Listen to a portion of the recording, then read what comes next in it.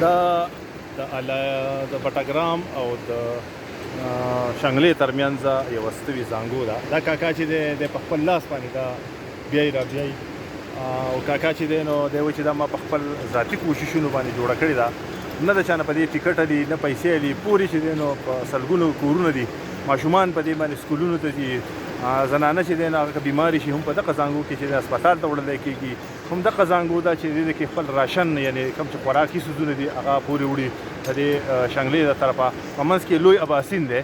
او دوی وایي که بالفرض که دا زانګو نه وی نو 1500 روپۍ به زموږ جدا زیاتي لګي، ځکه چې ډېر لرې چې دی نو بیا پل دی او د پل نه بیا خوړ دی او د خوړ نه بیا دلته کې دوی واپس راځي،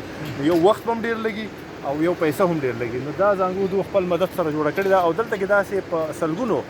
یعنې په دې علاقه کې هغه که د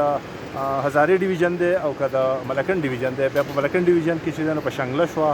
او بیا اخوا طرف ته علایي شوه، بټګرام شو او دغه رنګې ګلګت شو. دا زانګوګان لګېدلي دي او دا چې دی نو څه داسې ایکسپورټ نه دي لګولي چې هغه انجینران دي او یا په یونیورسټۍ کې هغه دغې زده کړه کړې ده، خو د پلار نیکه نه یې دغه کسب یې زده کړی دی او دغه رسۍ چې دی لاهور راووړي او بیا چې دی نو دغه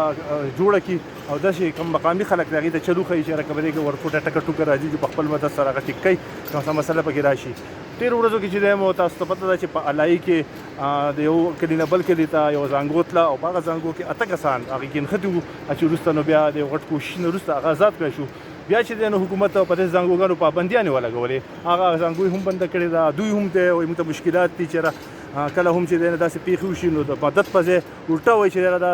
انسیف دي، یعنې دا غیر محفوظ دي او بیا به دوی باندې دا بندې کړي. کله چې دا بندې شي نو په زرګونو خلکو ته بیا چې دی نو مشکلات دي په تګ راتګ کې، ځکه چې حکومت سره دونه وسایل نشته چې هغه سړکونه جوړ کړي یا پلونه جوړ کړي، خو بدبختۍ نه دغه یو واستوي لاره د دوی نو په دې باندې بیا پابندیانې ولګي، په هغه یو شي کې اصلاح نه کېږي خو الټا چې دی نو هغه مشکلات جوړ کړی شي. نو کاکا ته تاسو ګورئ دی په څونه مشکل باندې چې دی نو دغه زانګو زه درته هم ښایم تاسو ته نه، یعنې څونه په مشکله باندې موږ پکې صرف 2 کسه ناست یو، حالانکې دی وایي چې په دې کې دی 6 کسان هم کښېني، 4 هم کښېني،